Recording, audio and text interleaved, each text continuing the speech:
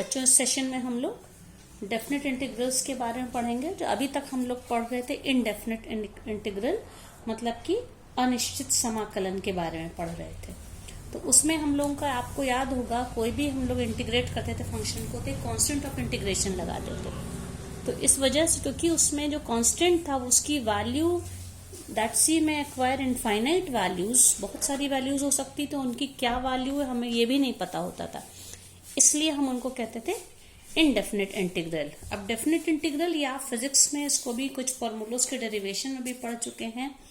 Definite integrals में हम लोग कोई भी फंक्शन को इंटीग्रेट करके दो फिक्स्ड वैल्यू के बीच में उनकी वैल्यू को निकालते हैं। जैसे उसको किस तरह डिफाइन किया जा सकता है, आप ये देखिए। तो इसमें जैसे कोई f फंक्शन है, if f is a continuous function on closed interval a b, small f is a function, तो अगर कैपिटल F उसका इंटीग्रल है फंक्शन का, तो हम इसको लिख सकते हैं, ये है integration of F X D x. ये सिंबल्स आप सभी लोग जानते हैं। इसको इंटीग्रेट करने पर अगर कैपिटल एफ एक्स आया है, तो जिन इंटरवल्स के बीच में है उन दो वैल्यू को हम लोग इस तरह से बिग ब्रैकेट बना के लिख लेंगे, और सॉल्व करने पर एक बार f of b minus F of a, इसको मैं एक एग्जांपल से आपको अभी डिफरेंट एग्जांपल से एक्सप्लेन कर दूंगी। और इसमें कांस्टेंट इसलिए नहीं रहता है क्योंकि इसको जब हम इंटीग्रेट करते हैं एफ एक्स प्लस सी आ गया, तो एफ एक्स प्लस सी में एक्स की जगह b रखा, फिर माइनस करने पे फिर एफ एक्स प्लस सी जिसमें एक्स की जगह a रखा, लेकिन माइनस होने से हमको एक बार प्लस सी एक बार माइनस सी मिलता, वो कैंसिल हो जाते। इसलिए कांस्टेंट्स नहीं रहते हैं। डेफिनेट इंटीग्रल्स इनको इसलिए कहा है कि किसी इंटरवल में दो वैल्यू के बीच की वैल्यू के लिए हम इंटीग्रेट करते। जैसे आप लोगों ने ये भी यदि फंडामेंटल थ्योरम ऑफ कैलकुलस आप देखिए, ये है कि कोई भी फंक्शन है, ये y is equals to f x हमारा फंक्शन है, तो a से b के बीच में अगर हमें इसको वैल्यू को फंक्शन की निकालनी है, तो हम इसमें क्या करते हैं, जो लोअर लिमिट है a, मतलब कि ये लोअर लिमिट है x की, और ये b अपर लिमिट है, तो इस फंक्शन को हम लोग इस वैल्यू और इस वैल्यू के बीच का जो एरिया आता है, ये फंक्शन है, ये तो इंडेफिनिट जा रहा है, लेकिन दो अगर वैल्यू दे दी गई, इन दो के बीच का जो एरिया होगा, इससे हम इस फंक्शन को डिफाइन कर सकते हैं। तो हम कह सकते हैं एरिया, अगर हमारा जो फंक्शन है वो एरिया एफ एक्स मान लीजिए ए एक्स है, ए एक्स हो जाएगा from A to X F X D X. Okay, तो खैर हम लोग इस डेफिनेट इंटीग्रल्स के अब हम लोग एग्जांपल्स लेंगे कि कैसे इनको सॉल्व कर। सबसे पहले मैंने बहुत सिंपल एग्जांपल लिया बच्चों, जैसे ये। तो विदाउट लिमिट आप पहले फंक्शन को इंटीग्रेट कर लीजिए, तो ये F x, capital F x की वैल्यू क्या आ जाएगी, आप देखिए, x टू द पावर 4 है, तो 1/5 x टू द पावर 5।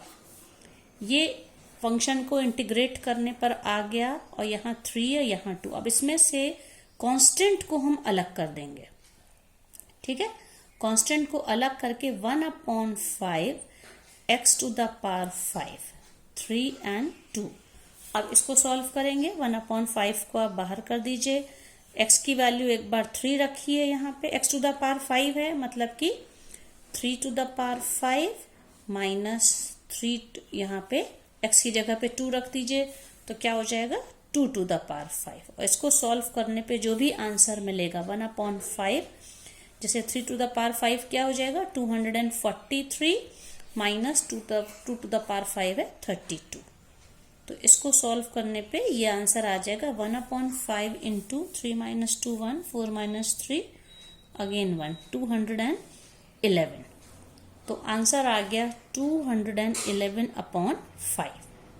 तो इस फंक्शन की वैल्यू, फिक्स्ड वैल्यू आ गई इन दो लिमिट्स के बीच में, ये 2 to 3 इन दोनों के बीच में इसकी वैल्यू ये आ गई, इसलिए हम इसको क्या कहते हैं, डेफिनेट इंटीग्रल। इसमें इंटीग्रेशन प्रोसीजर पूरा वही है। इन एक्सरसाइजेज में आपका इंटीग्रेशन के क्वेश्चंस का रिवीजन ही होगा, बस इम्पोर्टेंट है इसमें लिमिट्स लगाना है, इन वैल्यू को लगाना। तो इसके लिए आप इनको जो इंटीग्रेट करके इस तरह से ब्रैकेट में कर दीजिए, कांस्टेंट अगर हैं तो उनको अलग कर दीजिए, फिर उनकी वैल्यू रखिए। ठीक है, अब इसका मैं एक एग्जाम्पल और लेती हूं बच्चों। ये जैसे एक ही एग्जाम्पल है, suppose I is equals to integration of 0 to pi by 4 sine cube 2t into cos 2t dt। ठीक है, तो अब यहाँ पे हमें सब्स्टिट्यूशन करना पड़ेगा।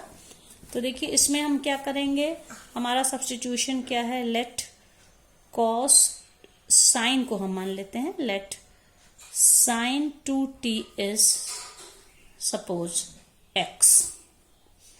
तो sin 2t x है, तो दोनों तरफ डिफरेंशिएट करेंगे तो क्या हो जाएगा, 2 cos 2t dt is equals to dx। तो cos 2t dt is equals to 1/2 dx। अब हम इसको सब्स्टिट्यूट यहाँ पे करेंगे तो ये हमारा I क्या हो जाएगा, 0 to pi by 4 cos 2t dt, इसकी वैल्यू क्या हो जाएगी, 1/2 को बाहर कर लेंगे, ये dx है, और sine cube T, sign 2t को x मान लिया तो ये x क्यूब dx। ठीक है, तो क्या हो जाएगा ये, अब x क्यूब का इंटीग्रेशन क्या हो जाएगा, x क्यूब हो जाएगा 1/4 x टू द पावर 4, और लिमिट्स को जैसा मैं पहले ही बता चुकी हूं, ये हम लोगों का सिर्फ वेरिएबल पे लगेगा, कांस्टेंट बाहर आ जाएगा। अब x किसको हम लोगों ने माना था बच्चों, ये देखिए 1/8। अब x, क्योंकि हमारा ये जो लिमिट्स हैं, ये limits t with respect to t हैं, फंक्शन हमारा t है, हमने इसको जो सब्स्टिट्यूशन मेथड से हमने इसको x में ट्रांसफॉर्म किया, वापस हमें t पे जाना पड़ेगा। तो x किसको माना था हम लोगों ने, sin 2t को, मतलब x की जगह पे क्या लिखेंगे, sin 2t to the power 4, x to the power 4 है, और लिमिट क्या है 0 to pi by 4।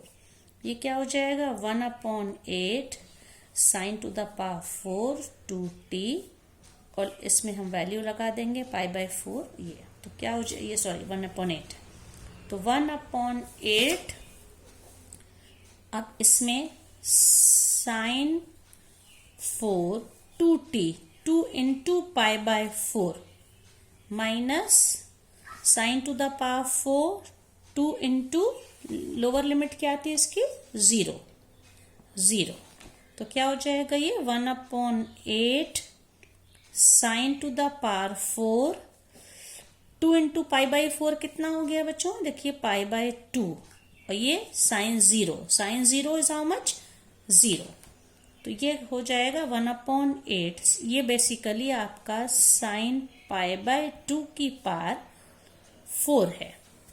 ओके, तो क्या हो जाएगा ये 1/8 into sine pi by 2, sine 90 degree 1 होता है, 1 to the power 4 that is 1, तो 1/8 इंटू 1, तो आंसर आ गया 1/8।